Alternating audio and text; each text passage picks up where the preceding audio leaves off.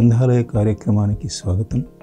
నేను doctor Kairika Devarao, lecturer in English, retired, Karimnagar.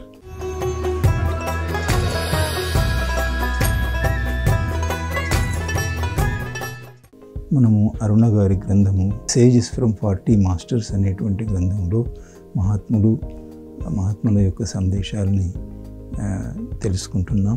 మానవ జీవన ప్రయాణంలో ఆధ్యాత్మికాసక్తిని పెంచడానికి, వారిలో ఉన్న ఆధ్యాత్మిక శక్తిని చైతన్యవంతం చేయడానికి రూపొందించిన మహత్తర గ్రంథం మెసేజెస్ ఫ్రమ్ 40 మాస్టర్స్. పేరుకు తగ్గట్టుగానే ఈ గ్రంథం 40 మంది మహనీయుల అనుభవాలను క్రోడీకరించి రంగరించిన అద్భుత గ్రంథం. దీని ద్వారా ఆయా మహనీయుల ఆధ్యాత్మిక జీవన ప్రయాణాన్ని తేటతెల్లం చేయడంతో పాటు వారి ఆధ్యాత్మిక ప్రయాణం సహాయంతో మానవులలో ఆధ్యాత్మికాసక్తిని పెంచే ఉద్దేశంతో రూపొందించిన మహత్తర గ్రంథమిది. రచయిత్రి శ్రీ అరుణ కలం నుంచి జాలువారిన అద్భుత గ్రంథం. ఈ గ్రంథ రచనకు గాను రచయిత్రి 1993-95 సంవత్సరాల మధ్య కాలంలో 40 మంది ఆధ్యాత్మిక గురువులను ఎంచుకుని వారి సందేశాలను నిక్షిప్తం చేసే ప్రయత్నం చేశారు. ఈ గ్రంథ పఠనం ఇచ్చిన అనుభవాల ద్వారా ప్రతి మనిషిని ఓ కొత్త పరివర్తనలోకి తీసుకెళ్లే ప్రయత్నం చేశారు. అందువల్ల ఈ గ్రంథం మానవుని ఆత్మ ప్రయాణ మార్గంలో మార్గదర్శక శక్తిగా మారుతుందనడంలో ఎంతమాత్రం అతిశయోక్తి అనిపించదు. ఈ గ్రంథ పఠనం వల్ల ఓ మహత్తర ఆధ్యాత్మిక అనుభవం సొంతమవ్వడమే కాకుండా ఆధ్యాత్మిక అనుభూతిని కూడా సొంతం చేస్తుంది. ఈ అపురూప గ్రంథ విశేషాలను మన గ్రంథాలయంలో తెలుసుకుందాం. అందులో భాగంగా వాలి సందేశాలని మనం కొంచెం వివరంగా తెలుసుకున్నాం ఇంతకు ముందటి ఎపిసోడ్లో. ఇప్పుడు కుంభకర్ణుని సందేశాలని సంక్షిప్తంగా తెలుసుకుందాం. రావణ కుంభకర్ణులు జయ విజయుల యొక్క 3 జన్మలను తీసుకుంటూ వచ్చారని, అందులో రావణ కుంభకర్ణుల జన్మ ఒకటని పురాణాలు చెప్తున్నాయి. అయితే ఇక్కడ కుంభకర్ణుడు తన సందేశాల్లో కొన్ని ఇంత మట్టుకు పురాణాల్లో తెలియని విషయాల్ని, వారి యొక్క జీవిత విశేషాలని, వారి యొక్క సందేశాలని ఇప్పటి ప్రపంచానికి వారి యొక్క సందేశాలని తెలియజేస్తున్నారు. ఏమంటున్నారంటే, మా అన్నయ్య రావణుడు ఎంతవరకైతే రావణుడు శ్రద్ధతో ధ్యానం చేస్తున్నాడో, ఎంతవరకైతే ప్రభావవంతంగా కార్యాలను నిర్వహిస్తున్నాడో అంతవరకు నేను దీర్ఘ నిద్రను పోలేదు అని. అంటే 6 నెలలు నిద్ర, 6 నెలలు తిండి అనేది కుంభకర్ణునికి కుంభకర్ణుడు అంటేనే మనకు జ్ఞాపకం వచ్చే విషయం. ఈ 6 నెలలు నిద్ర అనేది మా అన్నయ్య ధ్యానం చేసినంతసేపు నేను అలా నిద్రించలేదు అంటున్నారు. ఈ విషయం మనకు తెలియదు. కుంభకర్ణుడు అంటేనే 6 నెలలు నిద్ర, 6 నెలలు తిండి అని మాత్రమే మనకు తెలిసిన కథ. అయితే వారి సందేశాల్లో ఈ విషయం చెప్తున్నారు. ఎంతవరకైతే మా అన్నయ్య నిష్ఠాగరిష్ఠుడై ధ్యానం చేస్తూ ఉన్నాడో అంతవరకు నేను ఈ 6 నెలల నిద్ర అనేది పోలేదు అంటున్నారు. దీనికి కారణం ఏంటంటే, అతడు భూమి మీదకి ఎందుకు వచ్చాడు రావణుడు అని అంటే, ధ్యానములో ఇతరులకు అందరికీ సహాయం చేయడానికి వచ్చాడు. కానీ తన అధికార దర్పంతో, తన బల గర్వంతో అన్నీ మరిచి, అహంకారానికి లోనై, తాను బలహీనతకు లోనై, తన యొక్క ధ్యేయాన్ని మరిచి ఇతరులకు ధ్యానంలో సహాయం చేయకపోవడం కాగా తాను కూడా కొంత పతన స్థితికి వచ్చాడు. అప్పుడు నేను రావణుణ్ణి విడిచి, అంటే మా అన్నయ్యను విడిచి విభీషణునిలాగా వెళ్ళిపోవస్తుండే, కానీ నేను వెళ్ళిపోలేను. విభీషణుడు తన తమ్ముడే వెళ్ళిపోయాడు, రాముని ఆశ్రయించాడు. అయితే నేను ఇక్కడే ఉండి ఒక ప్రణాళికను రచించుకున్నాను. అదేంటంటే, మా అన్నయ్య నేను మెలకువతో ఉంటే నన్ను కూడా తనలాగా చేస్తాడని 6 నెలలు నిద్రలో ఉన్నాను. మిగతా 6 నెలలు ప్రపంచాన్ని గమనిస్తూ ఉన్నాను. నేను ఏమీ చేయలేదు అని. అంటే మా అన్నయ్య కాస్త దూరంగా ఉన్నాను. వారి కార్యకలాపాలలో వీటిలలో పాలు పంచుకోనలేదు. ఎందుకు నేను విడిపోలేదని అంటే, మేము అన్నదమ్ములము, కేవలము అన్నదమ్ములం మాత్రమే కాదు, నాకు రావణుడు మంచి స్నేహితుడు, మేమిద్దరం మంచి స్నేహితులం అని కూడా అంటున్నాను. ఈ మాట ఇంకా కొనసాగిస్తూ, సీతాపహరణం జరిగిన తర్వాత కూడా నేను రావణుణ్ణి ఎందుకు వదిలి వెళ్ళలేదు అని అంటే, నేను కేవలము తను చేసే కార్యకలాపాలను మంచివి కావు అనే ఉద్దేశంతో మా స్నేహ బంధాన్ని మా సోదర బంధాన్ని తెంచుకోదలుచుకోలేదు. నేను ఇక్కడ ఉన్న వారి యొక్క కార్యకలాపాలలో పాలు పంచుకొనకుండా నేను ధ్యానంలో నిమగ్నమైనాను. ఇంకొక విషయం చెప్తున్నారు కుంభకర్ణుడు. ఏమనంటే, నేను నిద్రలో ఉన్న ఆస్ట్రల్ ట్రావెల్లో చాలా సాధన చేశాను, చాలా సాధనా రహస్యాలను తెలుసుకున్నాను. ఎన్నో విధాల మా అన్నయ్యకు సహాయం చేయాలని, మార్చాలని ప్రయత్నం చేశాను. కానీ అతని దురహంకారంతో నన్ను దూషించటం మొదలుపెట్టాడు. అయితే నేను మౌనంగా ఉన్నాను, కానీ అతన్ని వదిలిపెట్టి మాత్రం పోలేదు అంటున్నాడు. ఇంకొక ముఖ్యమైన సందేశం చెప్తున్నాడు. మా అన్నయ్య అన్ని దుష్కర్మలు పాపాలు చేసినా నేను మా అన్నయ్యలా జీవించను లేను, మరణించను లేను అంటున్నాడు. అంటే తన జీవితం తనది, తన జీవన రూపకల్పన తనది. తను ఏమాత్రము తన యొక్క ధ్యేయాన్ని మర్చిపోకుండా ఆ ధ్యానాన్ని సాగిస్తూ తన ధ్యానాన్ని పెంపొందించుకున్నాడు, ఆత్మోన్నతిని సాధించాడు. ఇది కుంభకర్ణుని పాత్రలో విశిష్టత. మనకు ఈ విషయాలన్నీ వారి సందేశంలో తప్ప ఇంత వివరంగా ఎక్కడ లేవు. ఎక్కడ ఉండాలంటే, అన్నయ్య దగ్గర ఉండాలంటే నేను ఎన్నుకున్న మార్గం ఏంటంటే నిద్ర.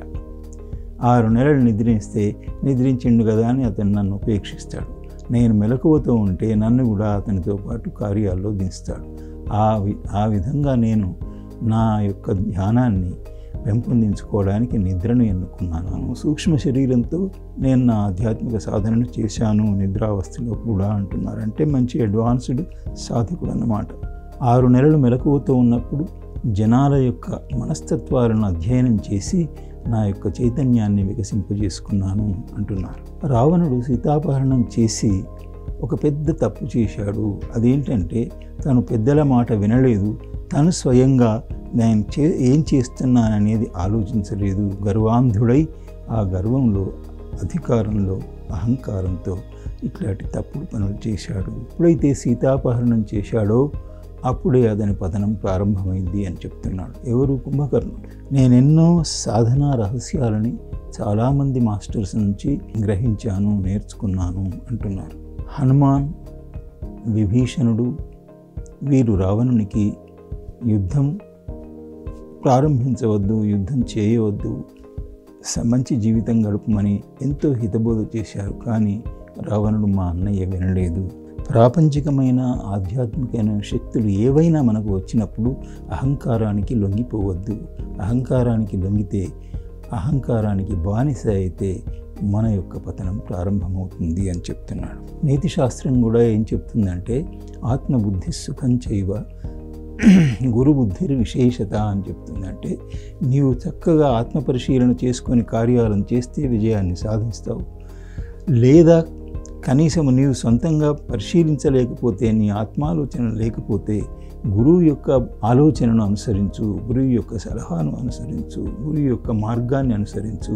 అప్పుడు తప్పనిసరిగా విశేషమైన ఫలితాన్ని నువ్వు పొందుతావు అని అంటున్నాడు. కానీ రావణుడు ఈ రెండు చేయలేదు. విభీషణుడు తర్వాత హనుమంతుడు ఇద్దరు శ్రీరాముణ్ణి ఆశ్రయించి వాళ్ళు జ్ఞానశ్రేష్ఠులైనారు, సాధనలో ఎంతో గ్రేట్ మాస్టర్స్ అయినారు. సాధనను గురించి ఒక 3 అంతస్తుల్లో 3 స్థాయిల్లో సాధనను గురించి చెప్తున్నాడు కుంభకర్ణుడు. మనకు విచిత్రం అనిపిస్తుంది, కుంభకర్ణుడు ఏంటి సాధనా రహస్యాలను చెప్పడం ఏంటంటే, మనకి ప్రధానమైన రామాయణ గాథలో ఇవన్నీ లేవు. కానీ వీళ్ళు వాళ్ళ యొక్క జీవిత రహస్యాలని, సందేశాలను చెప్తున్నారు. మొదలు, నీ అంతర్యామిని అనుసరించి నడుచుకో. ఇది మొదటి స్టెప్ సాధనలో. అంటే అంతర్యామి అంటే అంతర్వాణి, నీ లోపల నుంచి ఆత్మవాణి ఏదైతే వస్తుందో దాన్ని అనుసరిస్తే నీకు ఎప్పుడైనా అభివృద్ధి కలుగుతుంది అని మొదటి స్టెప్లో చెప్పారు. ఈ దశ తర్వాత 2వ దశలో సాధనలో నీవు ఒక గురువును ఆశ్రయించు, గురువు యొక్క ఉపదేశాన్ని తీసుకో, గురువు యొక్క బోధను విను, గురువుకు నీ జీవిత సర్వస్వాన్ని అర్పించు. ఇది 2వ అభివృద్ధి చెందిన దశ సాధనలో అని చెప్తున్నాడు. తర్వాత చివరి దశ ఏంటంటే, పరిపూర్ణమైన శిష్యునిగా రూపొందు. అప్పుడు మాత్రమే నీవు ఆధ్యాత్మికత పురోగతిని అందగలవు అంటున్నాడు. నీ స్వంత నిర్ణయాలు నీవు తీసుకోవచ్చును, నీ స్వంత జీవితాన్ని నీవు గడపవచ్చును అంటున్నారు. ఇప్పుడు వారు ఏం చేస్తున్నారు అనేది చివరగా చెప్తున్నారు. యాక్సిస్ షిఫ్ట్లో అంటే కక్ష్య మార్పిడిలో అనేక స్థలాల్లో అంటే వేరే వేరే స్థలాల్లో జనులకు పునరావాస యోగ్యతను కలిగిస్తున్నాము అన్నాడు. అంటే పునరావాసం అని అంటే ఇంకో గ్రహాంతర వాసం చేయవలసి వస్తే ఇక్కడి నుంచి అక్కడికి సోల్స్ మైగ్రేట్ చేయాలి. ఈ సోల్స్ని మైగ్రేట్ చేస్తూ ఉంటే అక్కడ వాళ్లకు అనుకూలమైన పరిస్థితులతో ఎట్లా జీవించగలగాలనేటువంటి ట్రైనింగ్, శిక్షణను వీళ్ళకి ఇస్తున్నాడు ప్రపంచానికి, ఈ ప్రపంచంలో ఉన్న వాళ్ళకి. ఎవరు? కుంభకర్ణుడు. మరి ఎట్లా ఇస్తున్నాడు అంటే జాగ్రత్త అవస్థలో ఉన్నప్పుడు కాదు, మనం దైనందిన జీవితంలో మన పనుల్లో మనం నిమగ్నమై ఉంటాము. అప్పుడు మనకి వారు ఇచ్చే సందేశం వినబడదు, మన శ్రద్ధ అటు ఉండదు. మన సబ్కాన్షియస్ లెవెల్ ఎప్పుడైతే ప్రశాంతంగా ఉంటుందో అప్పుడు అంటే నిద్రాస్థితిలోనే ఈ ట్రైనింగ్, ఈ శిక్షణనంతా జీవులకు నేను ఇస్తున్నాను అన్నాడు. ఇంకొకటి చాలా ముఖ్యమైన సందేశం కూడా ఇస్తున్నారు. అదేంటంటే వారు చేసేటువంటి గొప్ప పని వ్యాపారవేత్తల్లో, పరిపాలకులలో, గొప్ప పారిశ్రామికవేత్తల్లో అంటే కీలకమైన వ్యక్తుల్లో వారి మనస్తత్వాలు మారేటట్లు మంచి వైపు వారిని తిప్పుతున్నాను. ఇది కూడా నిద్రలోనే వారికి యాస్ట్రల్ ట్రైనింగ్ ఇస్తున్నాను అన్నాడు. వారి మనస్సుల్లోకి నేను చొరబడి వాళ్ళ యొక్క మనోభావాల్ని చేంజ్ చేయడానికి, మంచి వైపు మరల్చడానికి ప్రయత్నిస్తున్నాను. ఇది చాలా కఠినమైన విషయమే, చాలా తక్కువ మందే మారవచ్చు, కానీ నేను మాత్రం ప్రయత్నం చేస్తున్నాను అన్నాడు. ఈ ప్రయత్నం వల్ల ఏమవుతుందంటే ప్రపంచంలో కొంచెం మంచి మార్పు జరుగుతుంది. ఇది కుంభకర్ణుని యొక్క సందేశ సంగ్రహం. మనం నానాజీ సందేశాలను తెలుసుకోబోతున్నాం. సాధకుడు తన సాధన ప్రారంభించకముందు నా ప్రగతి ఎలా ఉంటుంది ఈ సాధనలో ఈ విషయం తెలియదు, నా ప్రారంధం ఎలా ఉంది ఈ విషయం తెలియదు. సాధన చాలా దూరం సాగిన తర్వాతనే ఈ రెండింటి యొక్క జ్ఞానం క్రమక్రమంగా వికసిస్తుంది. ఇది సందేశంలో మొదటి విషయం. తన జీవితం ఎట్లా ప్రారంభమైందనేది చెప్తున్నాను. నేను మహారాష్ట్రలో ఒక నిరుపేద బ్రాహ్మణ కుటుంబంలో జన్మించాను. ఎక్కువ చదువు సంధ్యలు లేని వాడిని. మా కుటుంబంలో పెద్దలు చెప్పిన ఆచారాల్ని మాత్రమే పాటిస్తూ వచ్చాము. మేము సనాతనంగా దుర్గామాతను కొలిచేవారము. దుర్గామాత యొక్క పూజనే చేసేవారం. అయితే ఈ దుర్గామాత గురించి ప్రశ్నించిన, ఇంకా సాధనను గురించి ఏ ప్రశ్నలు వేసినా మా తల్లిదండ్రుల సమాధానం నాకు సంతృప్తికరంగా ఇవ్వకపోయేది. వాళ్ళు కేవలము వాళ్ళ ఆచారాన్ని మాత్రమే పాటిస్తూ వచ్చారు, కానీ నాకు ఈ సాధనా రహస్యాల్ని, సాధనా నేపథ్యాన్ని వారు కల్పించలేదు.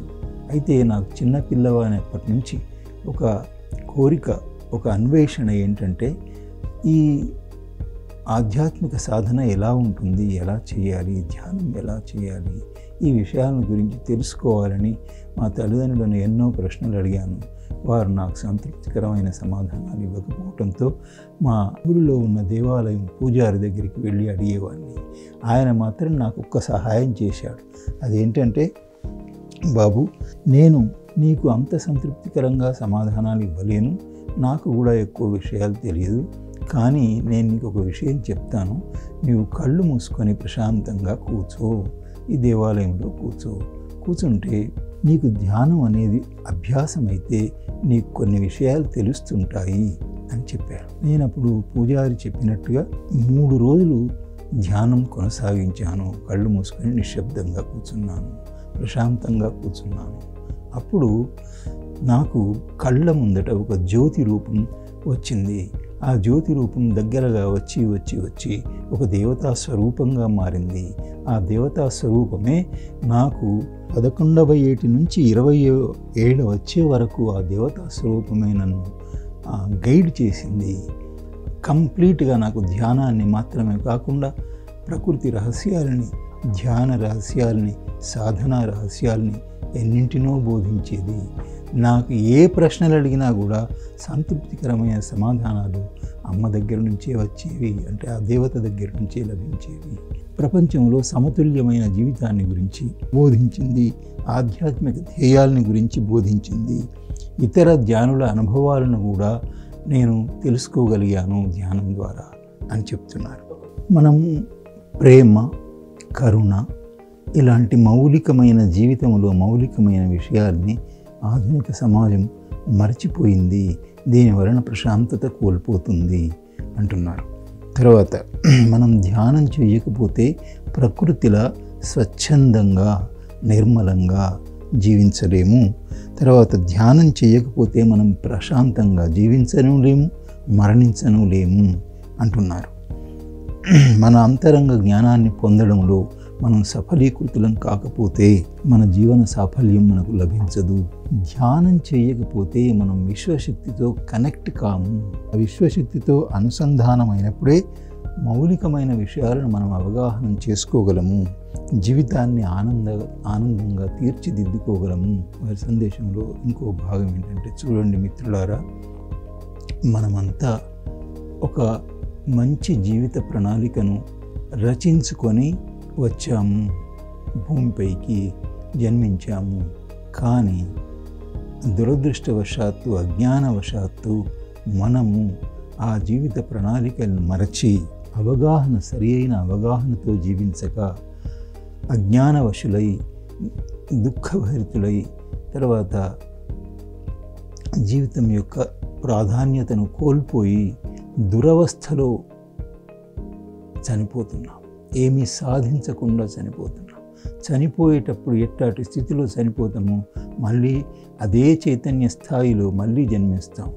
మళ్ళీ మన నిద్రాణమైనటువంటి శక్తులనన్నింటినీ మేలుకొల్పడానికి మళ్ళీ సాధన చేయవలసి వస్తుంది. మళ్ళీ అజ్ఞానవశలమైతే మళ్ళీ అదే దశలో చనిపోయి మళ్ళీ జన్మించవలసి వస్తుంది. ఈ చక్రంలో మనం చిక్కిపోతున్నాము. ఎప్పుడో ఒకసారి గట్టిగా మనం ఆత్మ పరిశీలన చేసుకొని మన జీవిత ప్రణాళిక దేన్నైతే మనం వేసుకొని వచ్చామో దాన్ని ఖచ్చితంగా పాటించి ఆచరించి ధ్యానాన్ని సాధిస్తేనే మనకి ఆత్మోన్నతి కలుగుతుంది. తనకు చారిత్రకమైనటువంటి ప్రాధాన్యతను గురించి చెప్తున్నారు. నేను మహారాష్ట్ర రాజైనటువంటి శివాజీ మహారాజుకు నేను గురువును అంటున్నారు. మనకు చరిత్రలోనేమో స్వామి రామదాస్ వారికి శివాజీకి గురువు అయినట్టుగా ఉంది. అయితే ఇక్కడ వీరు కూడా నానాజీ కూడా తన సందేశంలోనే చెప్తున్నారు కాబట్టి బహుశా వీరు కూడా శివాజీకి గురువు అయి ఉండవచ్చును.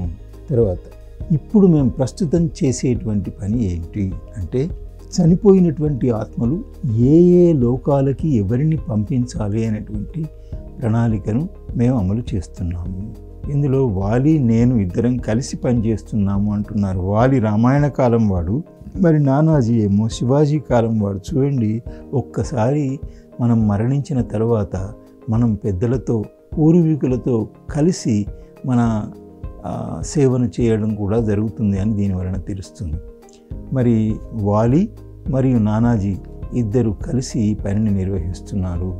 నేను వాలి చేసే పనిలో నేను చేసే పనిలో కొంత భేదం ఉంది అంటున్నారు. ఆ భేదం ఏంటంటే, నేనేమో ఈ జీవుల యొక్క స్థితిని బట్టి ఏ లోకాల్లోకి వీళ్ళని పంపాలి అనేది నిర్ణయించేది నేను.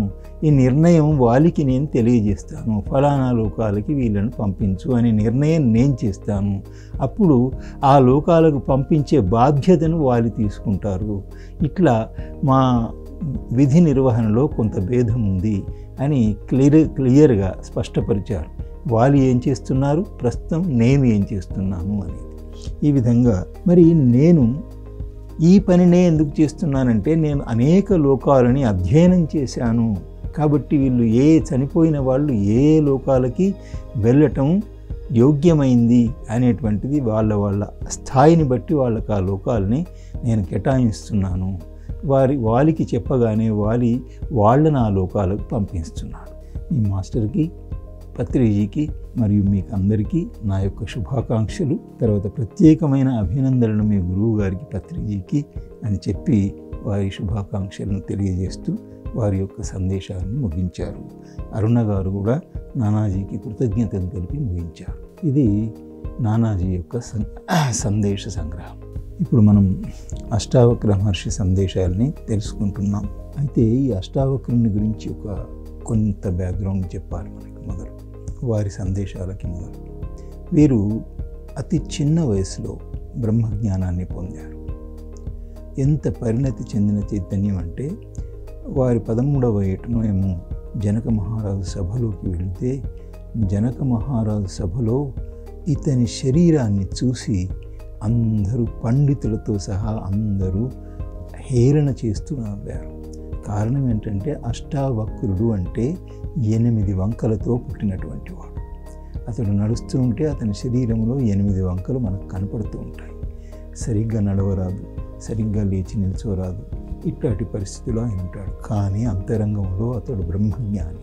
ఈ విషయం వాళ్ళు గ్రహించలేదు. అప్పుడు అష్టావక్రుడు పిల్లవాడైనప్పటికీ ఒక పెద్ద ప్రశ్న, ఛాలెంజింగ్ ప్రశ్న జనక చక్రవర్తిని అడుగుతాడు. ఈ చర్మకారుల సభలో నీకేం పని మహారాజా, నీకు ఏమొస్తుంది, ఎందుకు కూర్చున్నావు వీళ్ళ మధ్యలో అని అడుగుతాడు. ఈ చర్మకారుల సభ ఏంటి అంటే వీళ్ళు కేవలము తోలు తీసి చెప్పులు కుట్టే వాళ్ళ పనిలో ఉన్నారు. తోలును దాటి వీళ్ళ దృష్టి లోపలికి పోవటం లేదు. నా శరీరంలో ఉన్న పై వంకలను మాత్రమే చూస్తున్నారు. నా ఆత్మ సౌందర్యాన్ని చూడగలిగేటువంటి, నా జ్ఞానాన్ని, అంతర్జ్యోతిని చూడగలిగేటువంటి సామర్థ్యం ఏ పండితుని దగ్గర నీ సభలో లేదు. అందరూ నన్ను చూసి అపహాస్యం చేస్తున్నారు అని అంత చిన్న పిల్లవాడు ఈ చర్మకారుల సభలో నీకేం పని అని మహారాజుని అడిగేసరికి మహారాజు ఒక్కసారి దిగ్భ్రాంతుడై వచ్చి పాదాలకు నమస్కరించి తన సింహాసనం మీద కూర్చోబెట్టి అతని యొక్క బోధను అతని చేత దీక్ష తీసుకొని అతడు ముక్తిని పొందాడు జనక చక్రవర్తి.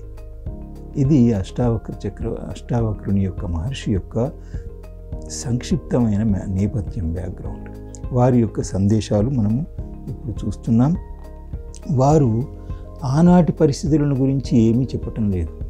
వారు జీవించినప్పటి పరిస్థితుల గురించి, భూమి మీద జీవించినప్పటి పరిస్థితుల గురించి ఏమీ చెప్పడం లేదు. ఇప్పుడు భూమి పరిస్థితి ఎట్లా ఉంది, ఇప్పుడు భూమి మీద నివసించే ప్రజల యొక్క జీవితాలు ఎలా ఉన్నాయి, వాటిని ఎలా మార్చుకోవాలి, అలా మార్చుకోకపోతే వాళ్ళ గతి ఏమవుతుంది, భూమి గతి ఏమవుతుంది, మిగతా ప్రాణుల గతి ఏమవుతుంది, ఇదంతా క్లియర్గా స్పష్టంగా వారు చెప్తున్నారు వారి సందేశంలో.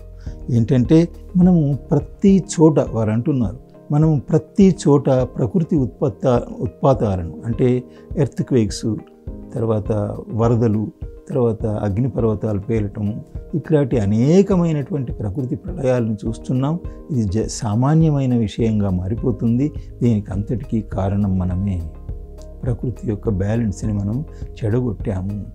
తర్వాత పృథ్వీ, ఇప్పుడు భూమాత ఎట్లాంటి పరిస్థితికి వచ్చిందంటే తన పైన నివసించే జీవులన్నింటినీ కోల్పోయే పరిస్థితి వచ్చింది. ఏ జీవి భూమి మీద మనుగడ సాగించలేని దుర్భరమైన పరిస్థితికి మానవుడే కారణమయ్యాడు అని. అంటే ఉదాహరణకి ఇప్పుడు అణుబాంబులను తయారు చేసి నిరంతరం యుద్ధాలు చేస్తూ ఉంటే ఈ విష వాతావరణం మొత్తం భూమి వాతావరణాన్ని నాశనం చేస్తుంది. ఓజోన్ పొరను కూడా దెబ్బతీసింది. తర్వాత అది రక్షణ కవచంగా ఉండేది. ఇట్లాంటి ఉత్పాతాల నుంచి, ఇట్లాంటి ప్రళయాల నుంచి తప్పుకోవాలంటే, మనం రక్షించుకోవాలంటే ఏం చేయాలంటే ఈ దారుణమైన పరిస్థితిని మనం అర్థం చేసుకోవాలి. ఇప్పటి మనుషులు ఎట్లా జీవిస్తున్నారంటే భూమి మీద అసలు స్పిరిచువల్ సాధనకి సంబంధించిన సమయం కొంచెం కూడా ఇవ్వడం లేదు. తెల్లవారితేనే ఆఫీసుల వెంట పరిగెత్తటము, డబ్బు సంపాదించటము, డబ్బు చుట్టే మొత్తం మనిషి జీవితం అంతా తిరుగుతుంది. కానీ డబ్బు మనకు నిజంగా సుఖాన్ని, ఆనందాన్ని ఇస్తుందా? ఇవ్వటం లేదు. ఎట్లా అంటే ఇప్పుడు తెల్లవారి నుంచి రాత్రి వరకు వాళ్ళ ఆఫీసులకు పరిగెత్తుతున్నారు. దేని కొరకు? డబ్బు కొరకు. ఆ డబ్బు సంపాదించిన తర్వాత వాళ్ళ పిల్లలు ఎట్లా ఎదుగుతున్నారు? వాళ్ళ యొక్క ప్రేమ లేకుండా పెరుగుతున్నారు. తల్లిదండ్రుల యొక్క ప్రేమను పొందకుండా పెరిగే పిల్లల్లో ఎంత నిరాశ, ఎంత నిస్పృహకు గురై వాళ్ళ యొక్క ఆధ్యాత్మిక ఉన్నతి కానీ, సంతోషం కానీ, వాళ్ళ జీవితంలో వాళ్ళకి ఆనందం కానీ లభించదు. వాళ్ళ యొక్క మనస్సు వికసించదు, వాళ్ళ యొక్క హృదయం వికసించదు, వాళ్ళ యొక్క చైతన్యం వికసించదు. వాళ్ళు ఎడారిలో మొక్కల్లాగా లోపట ఎండిపోయి పెరుగుతున్నారు, వాళ్ళ హృదయం ఎండిపోయి పెరుగుతుంది. అంటే ఇట్లాంటి పరిస్థితులన్నింటినీ ఆధునికుడైన మనిషి అర్థం చేసుకోవాలి. అయితే ఇప్పుడు వారు ఒక చిన్న సలహా చెప్తున్నారు. ఏంటంటే, నేను ఒక చిన్న ప్రణాళిక మీ కొరకు ఇస్తాను అంటున్నారు. అదేంటో రేపటి ఎపిసోడ్లో ఇంకా వివరంగా చూద్దాం. అంతవరకు సెలవు. నమస్కారం.